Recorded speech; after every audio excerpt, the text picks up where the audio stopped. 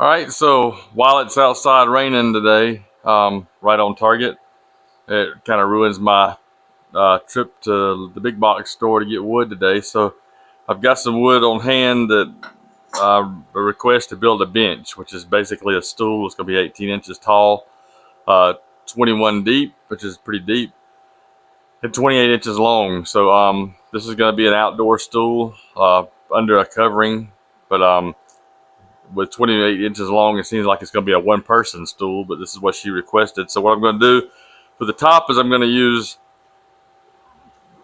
2x8s, and I'm going to cut them to 28 inches long. It's going to take about 3 of them, and then I have to rip down.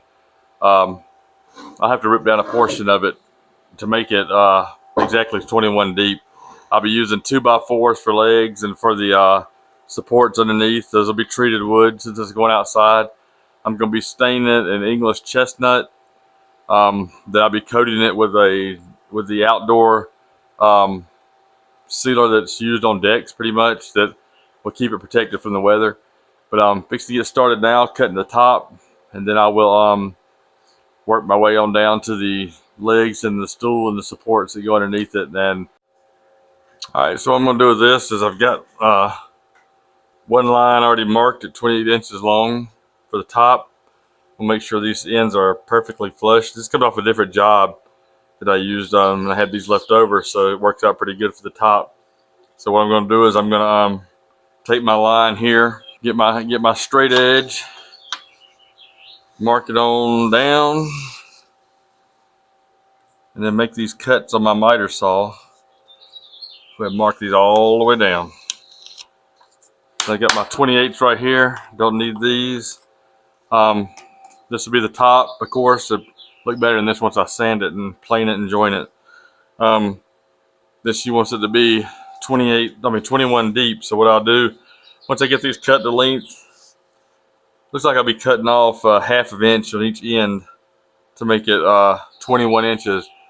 But after I joint this and joint this, it may take off what's needed to be the length, the width she wants, or close to it. So that'll work out pretty good using these. These are 2x8s yellow pine, number 2 prime. And I will seal this very, very good with several different coats of the outdoor sealer to keep it protected after it's stained with the English chestnut. So, all right, I got them jointed, planed, and cut the size.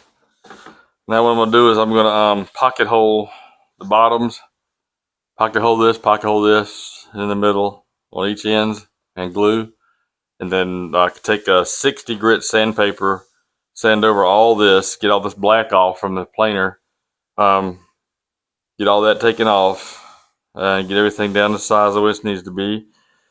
And then I'll, after I do the 60 grit, I'll go behind it and do 120 grit to make it completely smooth. And these pieces will be attached together, and I'll be through with the top until it's time to place it on the base. So what I'm doing here is I got my tops cut. I've glued this section here, pocket holed all these to where they'll go into each board. I'm going to use 1 1/4 pocket hole screw to attach these. I've already cut my legs. Of course, they got to be sanded and planed and all that good stuff, but kind of at a 10-degree angle on each end, because what happens at the end of the table, see if I can get this in the shot. At the end of the table, they're going to sit about 1.5 inches in. Well, this will be the end of the table. 1.5 inches in from the side, 1.5 inches in from the end. And they'll sit like this to where this piece will be angled. This piece will angle to the floor. So it'll sit like this with the top over here. They're 10-degree cuts on opposite ends. This is a 16 inch cut right here, because the board is 1.5 inches, so it's gonna make it what she needs for the height of the table. I'm gonna sand this, plane it, and get it nice and smooth before it gets stained, and of course before it gets attached too. But what I do is when I get ready to put it in place, I'll pocket hole here, and I may go through the top if you come on down and screw down, and then screw into this as well for extra support. Then I'll plug the screw holes where they go in the top on the flip side. So I'm fixing to now piece the top together. I got my brace bracket here. I got my clamp here to sort of hold this together to make it a smooth edge on the other side. I don't tighten this too tight because if you do, this will bow up.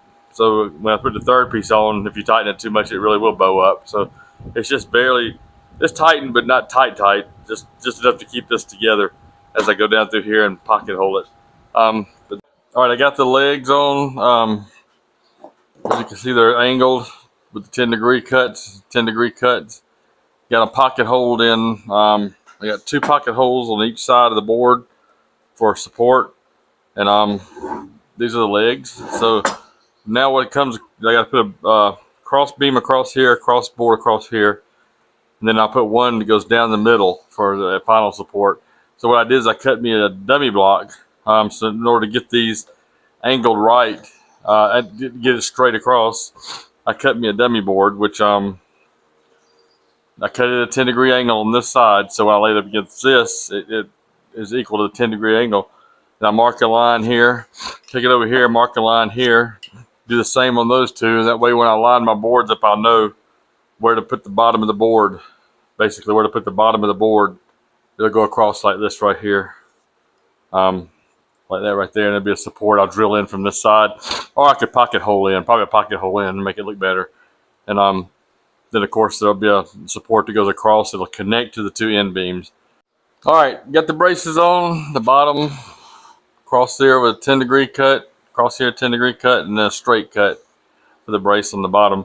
What I'll do now is I'll go back and plug these holes right here with the plugs, so they won't be seen. The ones on the bottom don't matter.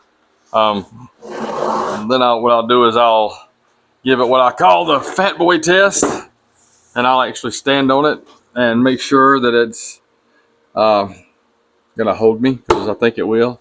That'll be the passing test of the weight part. And then I'll pre-stain this thing, and I'll stain it with a coat of stain over it, and then I will coat it with the outdoor stain, basically what's used outdoors on decks and doors and stuff. Probably have to get another can of this stuff. I'll run about maybe 5 coats of that stuff on this thing. Sand between each coat with a lightly 120 grit sandpaper.